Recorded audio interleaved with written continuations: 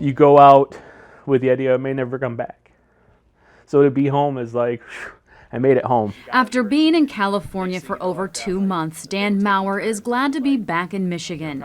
He's over 100 pounds lighter and excited to be wearing shorts. These are shorts I had like from 8 years ago. It may seem insignificant, but to Dan, it's a big deal. This is what he looked like back in July. He was forced to wear long pants to hide his enlarged scrotum. A few weeks later, he planned to meet with a surgeon at UC Irvine Medical Center to see about getting the growth removed. He's like, we can do it in 2 weeks. And in no way was I expecting that soon. Dan's surgery was set for late August. When he got to the hospital, doctors decided to do more. So I still had like a flap of skin that hung down.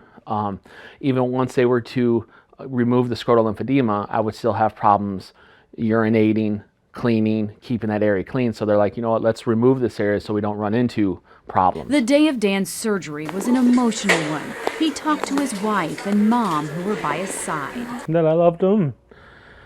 That I felt that this was the best way forward to have a future with my family. We had prayer together, and I said, it's going to be okay. It was scary.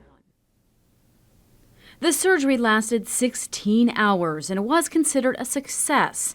When he woke up, the growth and extra skin were gone. The scrotal lymphedema itself weighed 80 or 85 pounds, and then the pendectomy was like another 25, 30 pounds. Dan lost over 100 pounds, but there was a complication from the surgery. Wondering why my legs were numb.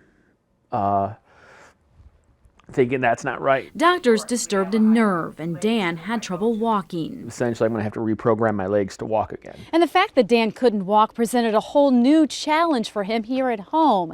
His dad and some friends from church had to construct this ramp so Dan could get into his house. There was times when I'd call either my friends or family, and I'd just break down. Because it's been probably the hardest thing I've ever done in my life. Despite Dan's new challenges, he says he wouldn't change a thing. He says he will walk again, and thanks to the surgery, he will have a normal life.